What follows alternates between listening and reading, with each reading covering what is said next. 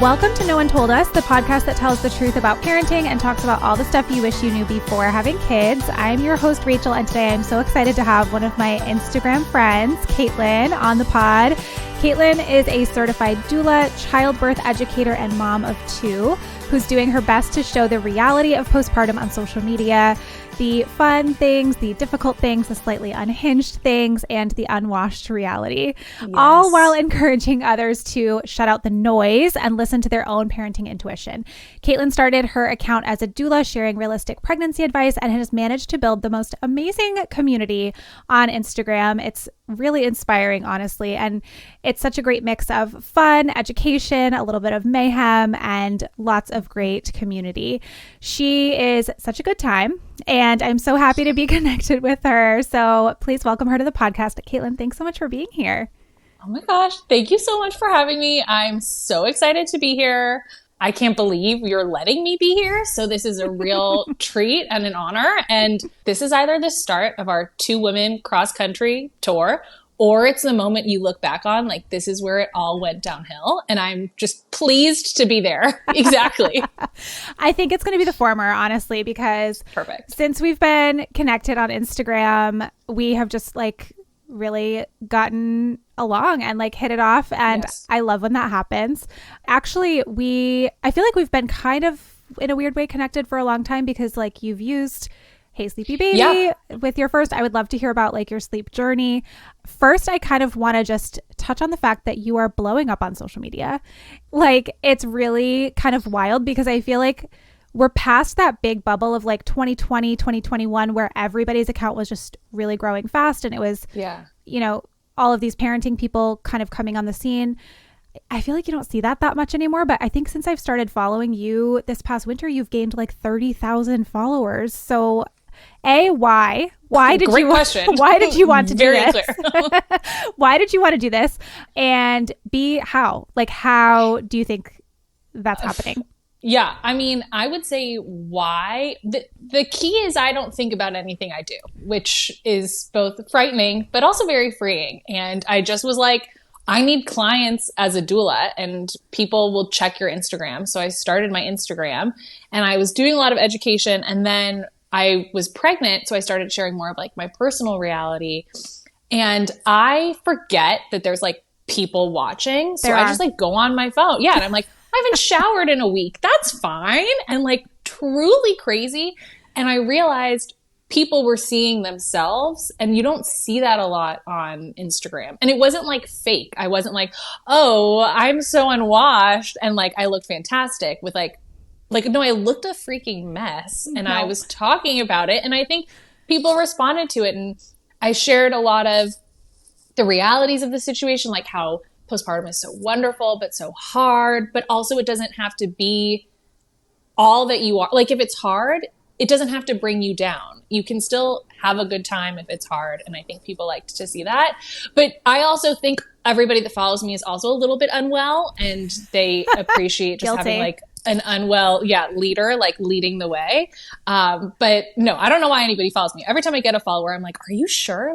Jill's Aaron this morning? I'm I think you clicked the wrong button, Jill. Can we talk about the Jill of it all? 33 minutes, the best 33 minutes of my life when honestly, she was following me. That's your high. It's only downhill from here. 1,000%. And put it on the gravestone. Take me out now. I don't need anything else. No, but I think you just touched on exactly what it is. It's you're sharing the duality of motherhood, that it can be so hard, but it's also really wonderful a lot of the times. And I feel totally we don't see a lot of that. It's either people who are showing the hot mess all the time, talking about just how awful things are all the time, complaining all the time. But then there's also the people that are a little bit unrealistic and not showing, the struggles. Totally. And there's not a lot of people in between. So I think that's why you're such a breath of fresh air. I got caught in a Utah homesteader, mother of 8, making homemade goldfish crackers from their beef tallow from the cow they raised in their backyard algorithm. And while I love that, that's not most people's experience. And so I like to just put out there hey, there's someone else, who's just kind of bopping around life, but inviting you along for the journey. And that's what I'm doing. I love that. Well, we also bond over our love of Bravo, and you actually have very much of an inside scoop on all things Bravo because you used to work for them before you worked in the parenting and childbirth space. So can you please talk to me about that journey? Because that seems like a very wide berth. Like, how do you go from one of those things to the other? Yeah. So growing up, I always wanted to be a talk show host or a newscaster, like a news anchor. So I actually went to college for broadcast journalism to be a news anchor. Oh my gosh. Halfway through, I was like, because you have to move to small markets, and I'm like deeply obsessed, codependent with my family. And I was like, I don't want to move to some small market to be a news anchor. Like, if you're not putting me on like World News Tonight, like I'm out. So I then decided I was going to major in history. Then I graduated from college with a degree in history and no job. And I was like, I'm just going to make a list of things I personally love in my life. And Bravo was top of the list. Like, I started watching Bravo with original Queer Eye for the Straight Guy, Boy Meets Boy, like Same. 2003. Yep. I met a guy freshman year of college who said he was from Kodo, and I screamed. And I said, "You're from behind the gates?" And he was like, "Please, like, back away from me slowly. Like, you are not okay." So I've been around for a while. Right? So I sent an email to Bravo, and this was when interns had to be college students still. I signed up for a course at like UCLA Extension so I could still be considered a college student, sent an email to Bravo and was like, I majored in history. I unofficially majored in Bravo. I don't have any of the skills you're looking for, but my passion is so deep that like I will make up for whatever I'm actually lacking. They hired me. No. I don't know why, but I was there, and like I'm going to be totally honest, didn't care about my actual job. It was the fact that I was at Bravo every day. I had to constantly tell people like, I'm not a mole, I promise. Because I would run into people's offices and be like, is it about Tom? Like, what's going on? I mean, I was the biggest fan. I would like Teams message, like random producers and be like, oh, I was just curious, like how the Summer House shoot went yesterday. And like, did anything happen? And like, what's going on? And I loved being there. It was fantastic. I got to meet Andy Cohen. I was the head of the social committee, which was just an excuse to throw events to invite Bravo celebrities to because I wanted to meet them. Oh my God.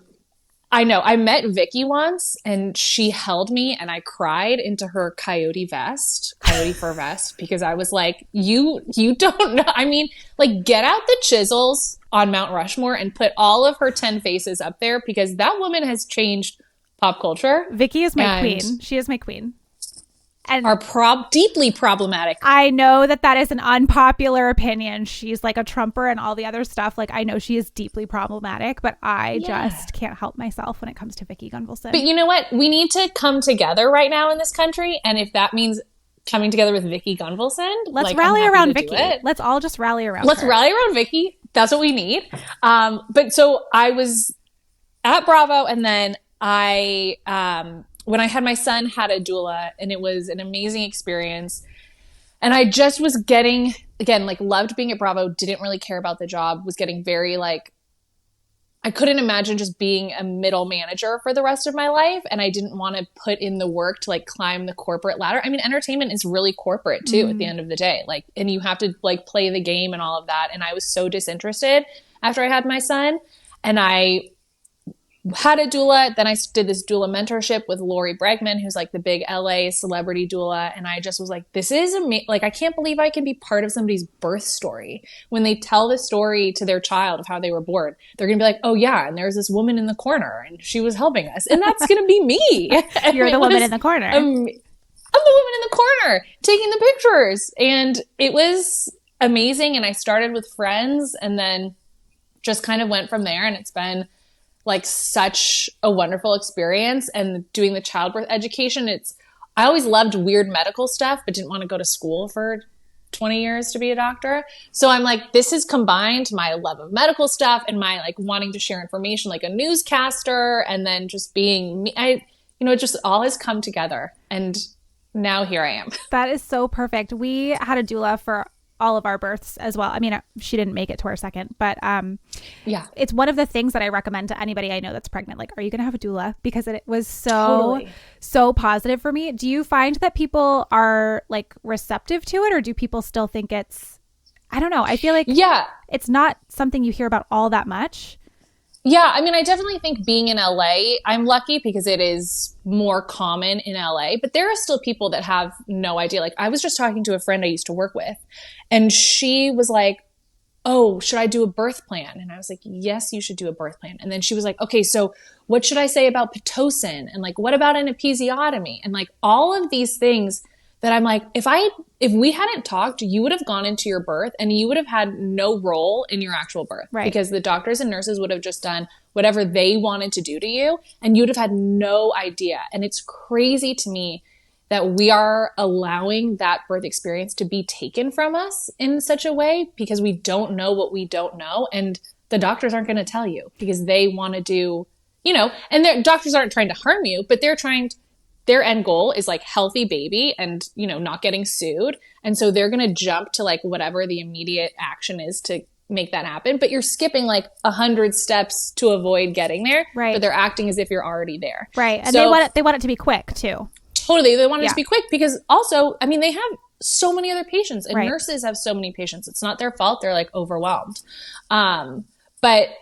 So a lot of people in LA do have it, but there is still definitely a lot of people that think it's like not for them or it's beyond them or it's not something they need because they are planning on getting an epidural. And it's like sometimes when you're getting an epidural, that's when you need a doula the most because you need someone to still help you and advocate for you and all of that. So it's still at that stage where like a lot of people like, celebrities will all have doulas and it's more now, the more normies like me that are having doulas. You're not a normie. Do you do a lot of hospital births or home births or is it like 50-50? I've only done hospital births. Oh, okay. I have not done a home birth. I'm a real hospital birth girl because that's what like 99% of people are having. Mm-hmm. A lot of doulas will be very much not really into hospital births. They only want to support a home birth. But I think it's the people that are going to the hospital births that have decided they want that really do need the most support because you're just kind of like handing your birth over and you have no idea what you're possibly missing out on. Yeah, that's so true. I loved our doula experience so much. And actually one of my favorite things you mentioned, one of my favorite things about having our doula was the pictures that they got. It was like it's like a 2-for-1 special. We didn't need a birth photographer because our doula was there just snapping away and she got a lot of unfortunate angles as well, but I am still glad that I have those to look back on one day. Yes. I was just at a birth and I took a bunch of photos and she was like, thank you for taking these photos that I will both cherish and guard with my life because they are the most horrific photos. And I'm like, well, also that's birth. Like that's what it is. And we're doing, I think you look amazing, but there's some jump scares in there. There really are. We're going to take one quick break. And when we come back, I want to hear about your most recent birth. We'll be right back.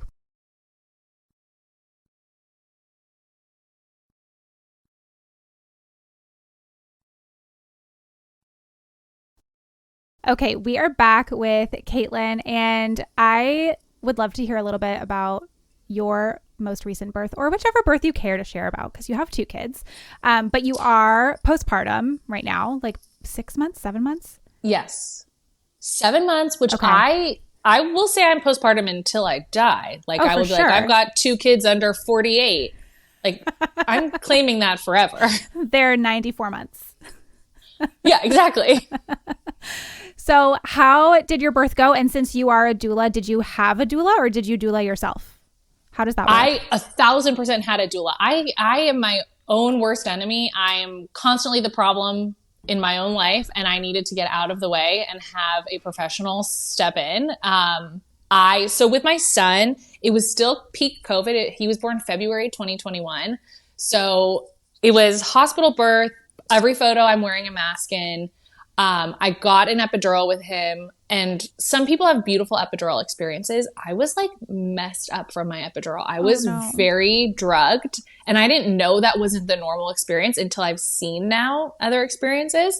I also had to go on magnesium after because I had high blood pressure. So magnesium, you're not allowed to be alone with your baby when you're on magnesium because you can't walk. Your blood vessels are super dilated. So like when my husband went to get coffee, the nurse had to come take my son out of the room because God. I couldn't be alone with him. Yeah. Whoa. So my first experience was so medicated that I was like, my second birth, I want to do unmedicated. And an unmedicated hospital birth is not very normal. Most people, if you're unmedicated, will stay home.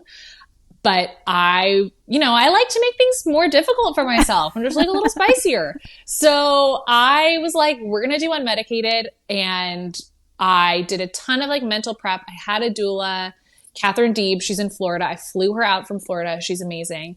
And I went into labor, second babies, very fast, as you know. I almost had a bathroom baby experience.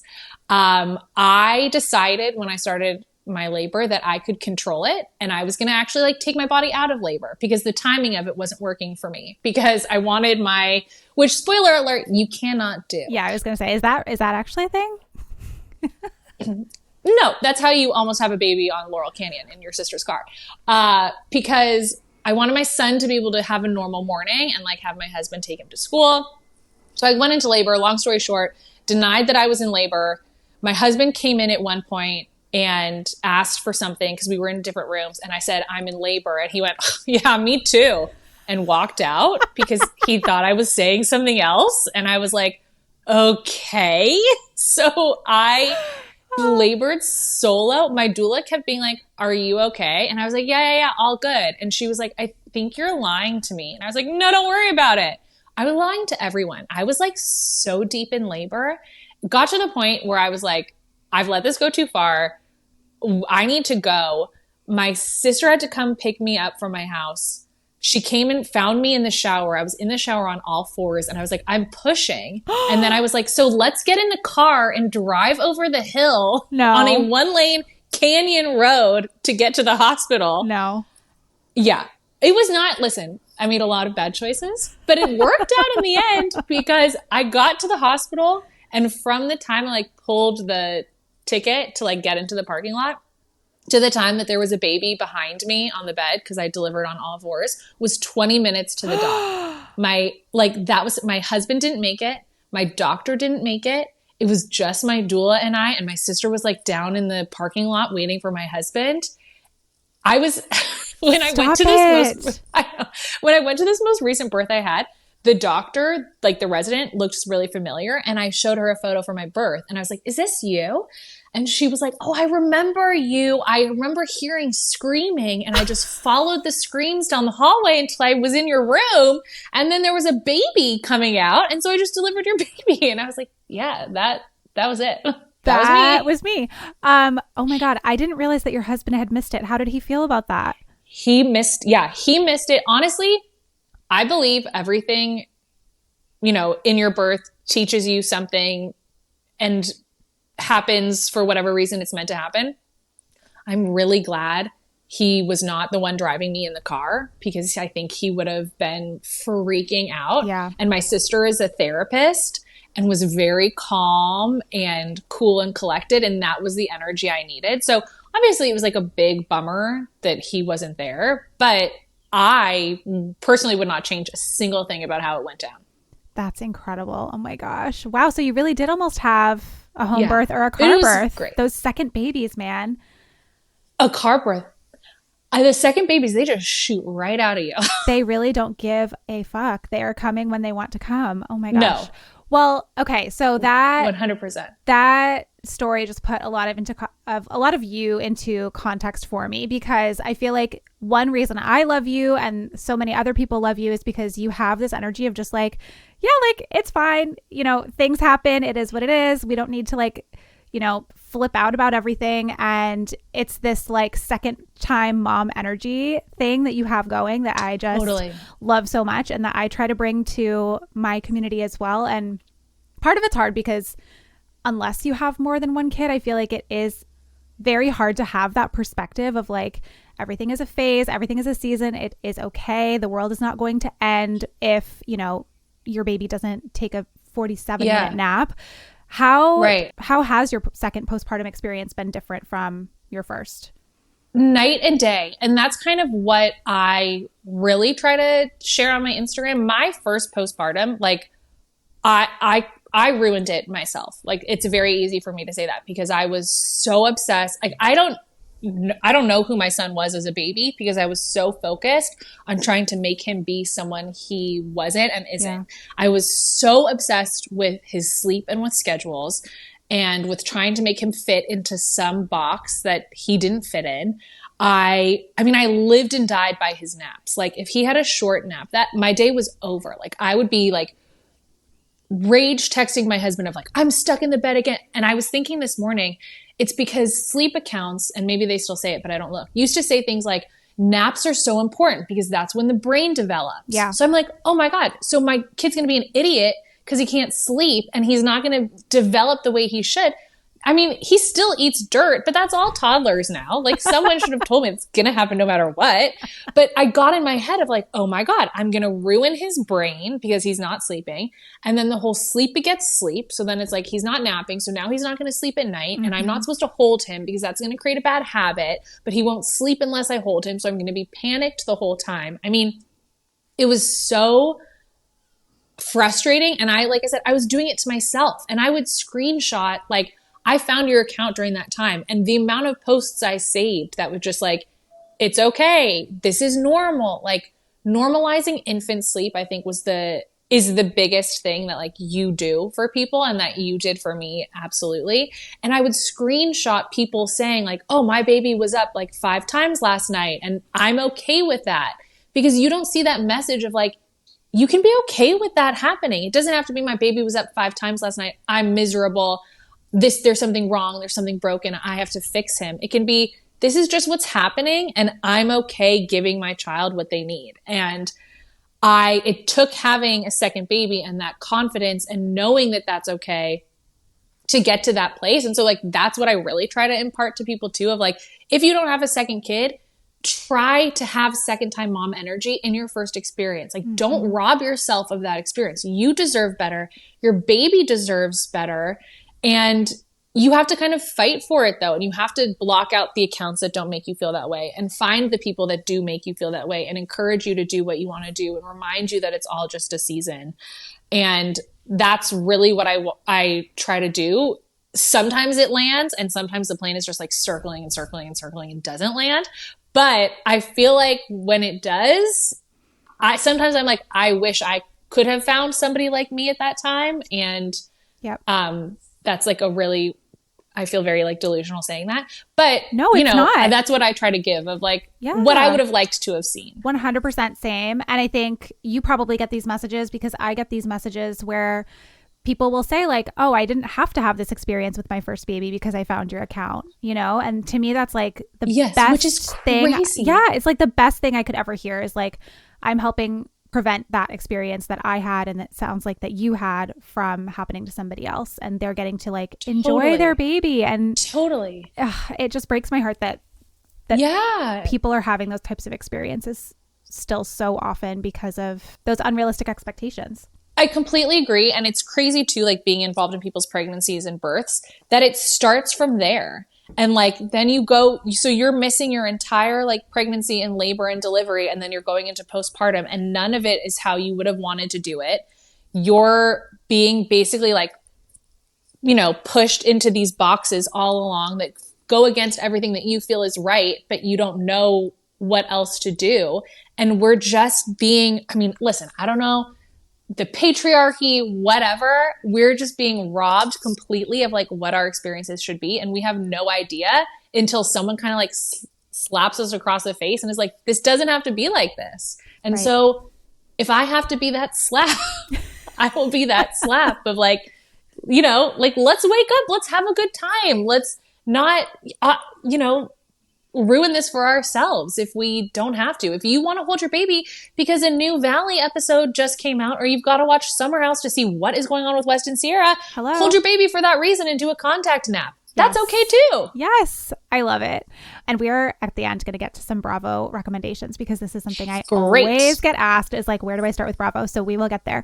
One thing that I also wanted to touch on was just how honest you are. You're very honest about sleep, but you're also very honest about your feeding journey and just being very open about like, this is what normal pumping looks like, or like, we're going to introduce, some combo feeding, or we're just kind of going with it. And I would love for you to talk more about how that has been going for you this postpartum with the feeding.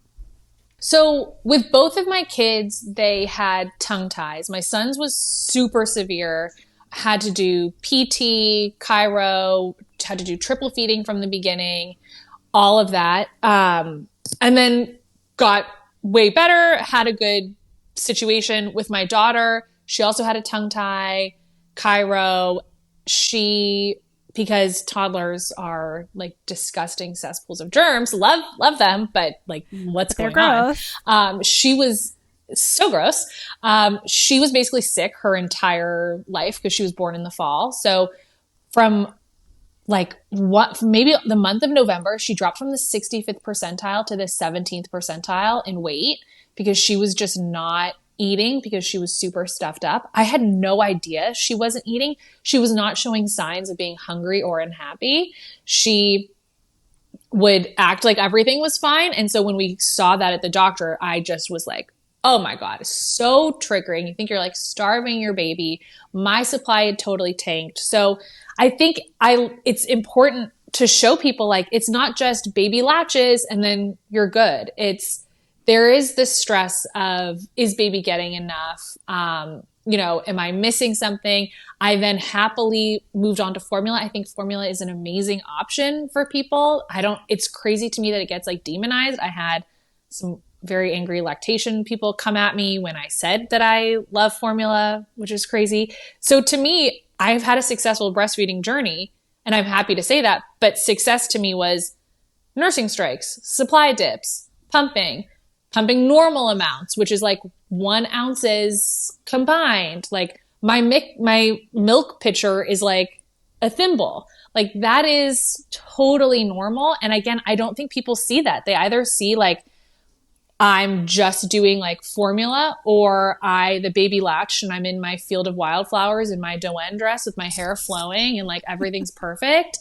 And you don't see the ups and downs and small amounts and struggles and also being like, I don't love this, but I'm happy to do it. And I also know I'm going to get to a point where I'm just done doing it. And that's okay too. And I don't have to feel guilty for it. The guilt that we all put on ourselves is so crazy. And so sometimes just having a stranger tell you, hey, it's okay if you make a different choice. If you have to make a choice that maybe wasn't your first choice, it's okay to do that. It doesn't matter. Like, the least interesting thing about you is how much milk your body produces. Mm-hmm. But that's all we see. I mean, what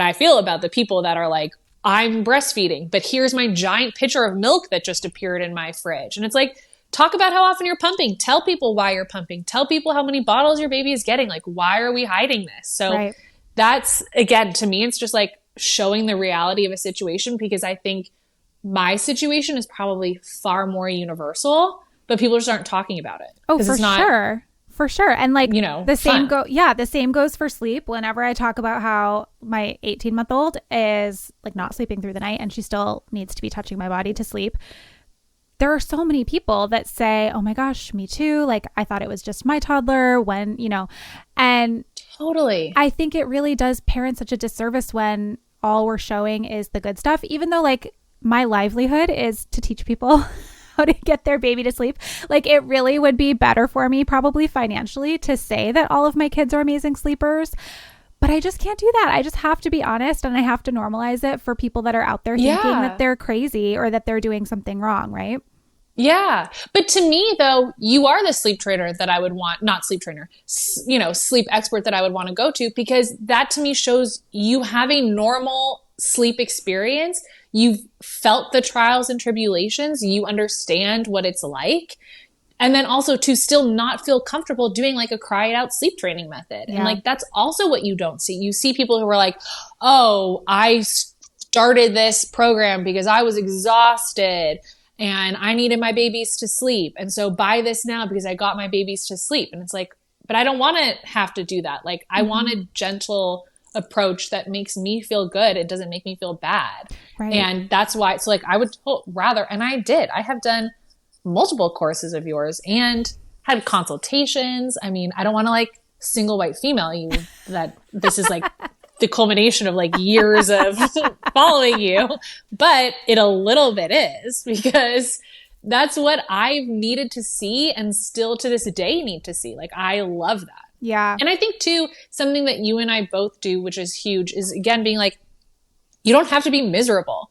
You don't have to be upset that you're doing this. You can say like, I'm not sleep training. I'm getting up multiple times in the night and but I'm also good. Fine. Yeah. Like, and I'm fine. Great. And I love it. And like, I don't need you to say, I'm so sorry. Like, I will throw something at you if you tell me you're so sorry for my life and my situation that I'm completely content with. Right. And I think that's what's huge too to see is like, you can be getting up multiple times in the night and still be okay and not think like that your baby is a problem that needs to be fixed. Yep. It can just be a piece of your life. Yep. And it's only for right now. I think that's the other piece that comes with this like second time mom energy that we're talking about is like, once you've been through it and once you've been through the baby stage and you've been through the toddler stage, you realize how short these seasons actually are in the long run. And it makes you so much better equipped. Even my husband says this all the time. Like, oh my gosh, I'd be really worried if like we hadn't already gone through this with Noe. Like, because all you see is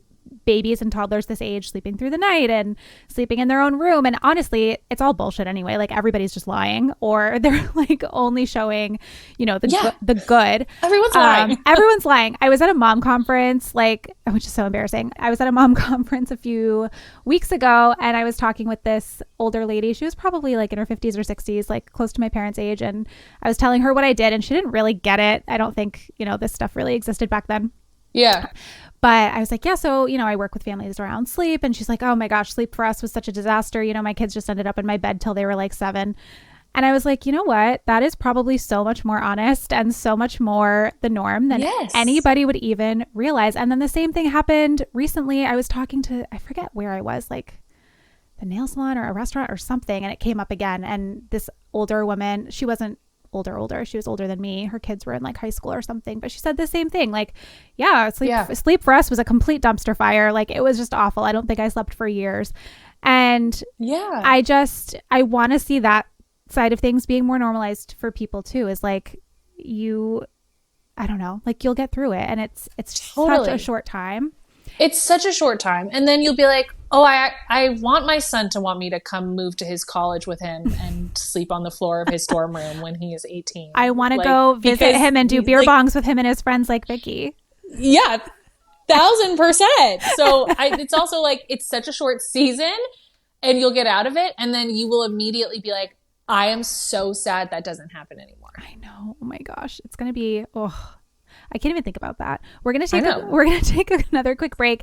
And then when we come back, I have some Bravo questions for you. We'll be right back. Oh, I can't wait.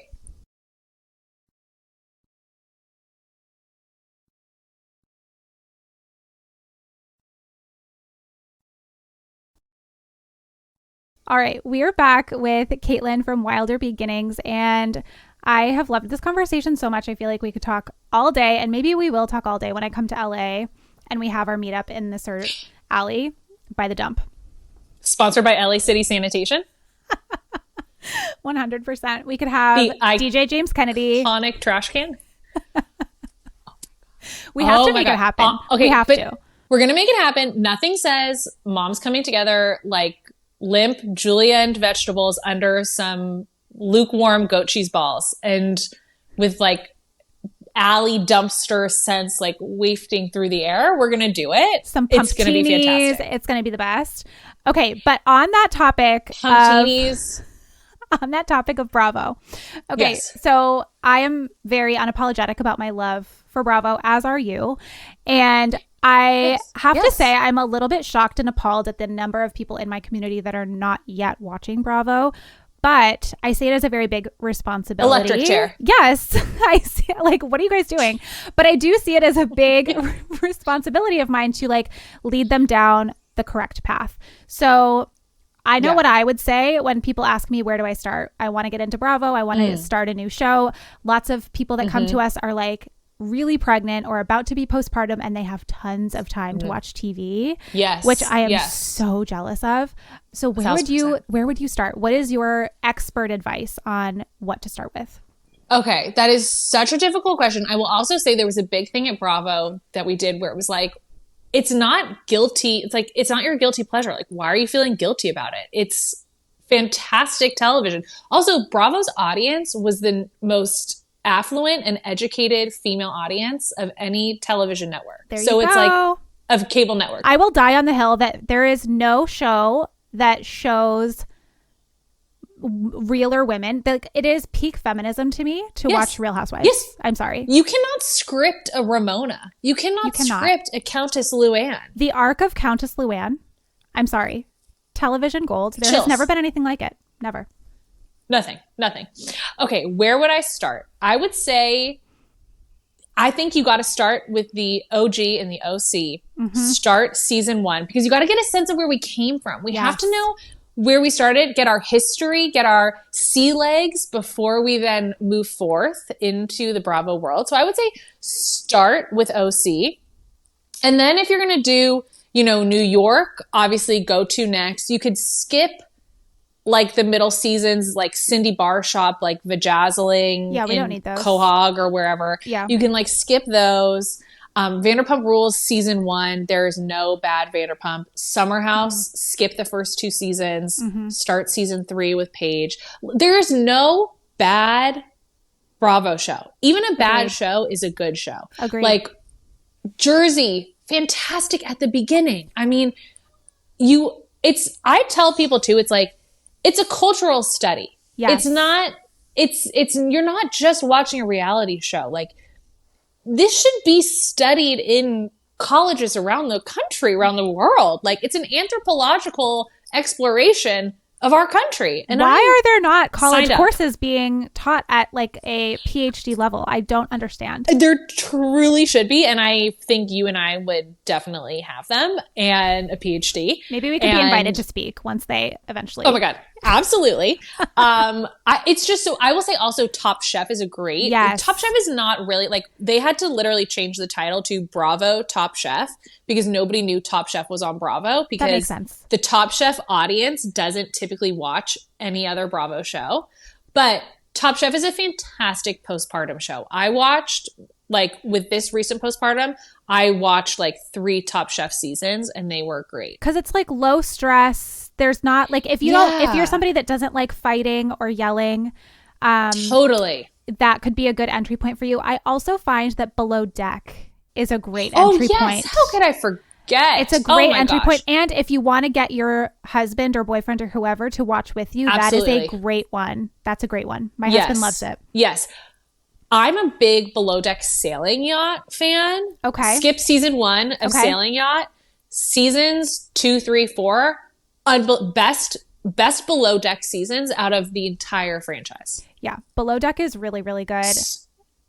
Below Deck is so good. It's all good. It's all good. You cannot go wrong. You really can't. And yeah, people ask like my favorite Housewives franchises and there's What is your favorite Housewife franchise? It's like Choosing Children. I can't like. Yeah.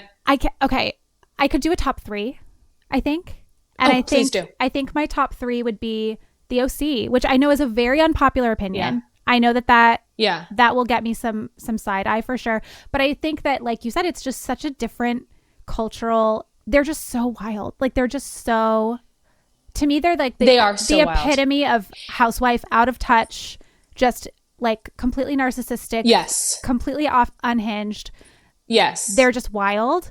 So I do love the OC, and I think that there's been a lot of like really interesting storylines on that show, like the Brooks of it all. Faking cancer, like you can't get that scripted. Oh my God. I'm sorry, you just can't. No, you cannot. You cannot. And the way Vicky kept going back to him in the City of Hope forged documents, I mean, like gold.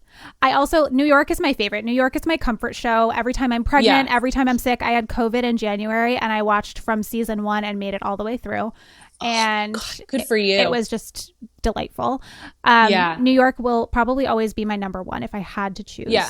And I also, I love Beverly Hills and I love Potomac. Yeah. Potomac, I also think is maybe the most consistently good. This last season was a flop for sure, but totally. But the other seasons, fantastic. Yeah.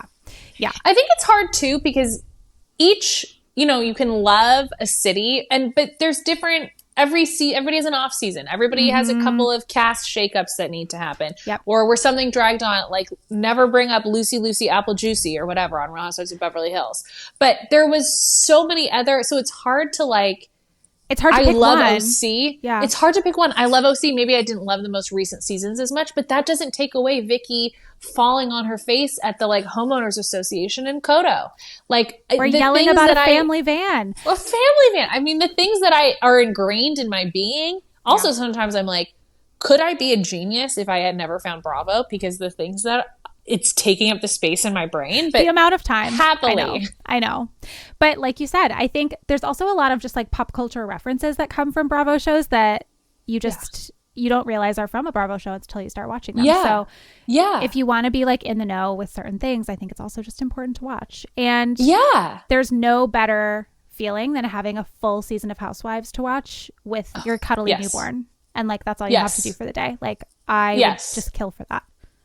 1,000%. Also, there's no greater unifier than when you find out somebody else also watches Bravo and you're like, oh, great. I can talk to you for an hour. Yep. We are the same person. Yep. I connect with you. Like, I can't think of another like thing that defines somebody that more immediately makes me connected to them. No, same. Oh, you're also a Bravo viewer. It's like how I would imagine my husband feels about other sports fans or like 49ers fans or Warriors fans or something. Yes. But I still don't even think it's the same. I don't think it's as deep. Have you ever been to BravoCon? I didn't go to BravoCon because the first BravoCon I was in Japan on my honeymoon, and the next one they did I was on maternity leave. Okay. So I never got to go to BravoCon, but I've been to Watch What Happens Live. I met Andy and talked to Andy a lot. I used to pay Andy's invoices, so he would email me all the time and we would talk on the phone. You knew Andy's finances? Yes, which that's a whole other story for another day. But Andy is, from everything I've experienced, exactly who you think he is. Like, he used to come into the office to like meet with my boss and would just be like walking around and totally normal, so friendly, so nice, like such a nice guy, very down to earth. But I got to go, like, I was on the reunion set when Kim handed back the blue bunny to Lisa Rinna. You were there? I was there, and I grabbed the hand of the press girl next to me, and we were like, oh my God. I mean, I've never experienced something like that in my life. Name a tenser moment. I can't. I know. I can't.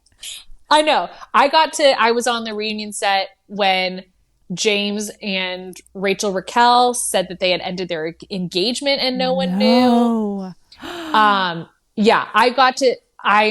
If you do a rewatch of Top Chef, you will see my face on the LA season. I got to go to like multiple Top Chef meals. The thing is, like, it's not a set, it's a reality show, but reunions are set, so you can go to that and Top Chef, obviously. But it's like, there's some Watch What Happens Live or some Vanderpump. I went to SUR and I was like in the background of that. I mean, everywhere I could insert myself because I'm the biggest fan. That's what I'm telling you. Like, every day I was like, I can't believe I'm here. I can't believe my key badge worked today again. I can't believe they're letting me in this office. Like, do they know who I am? And like, but I every day too would have to be like, I promise I'm not selling stories to Radar Online. I promise I'm not. Like, I'm just genuinely very excited. Who do you think is selling the stories? Who does sell the stories? Does the call come in from inside the house most of the time? Yes. Yeah, I bet.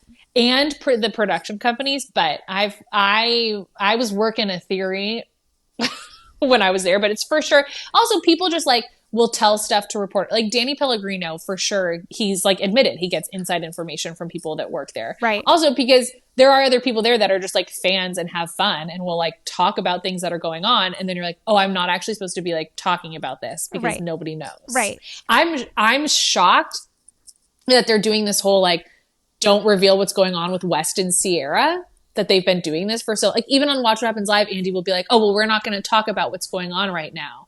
I mean, I definitely don't think they're together, but it's been interesting that they've tried to like keep that.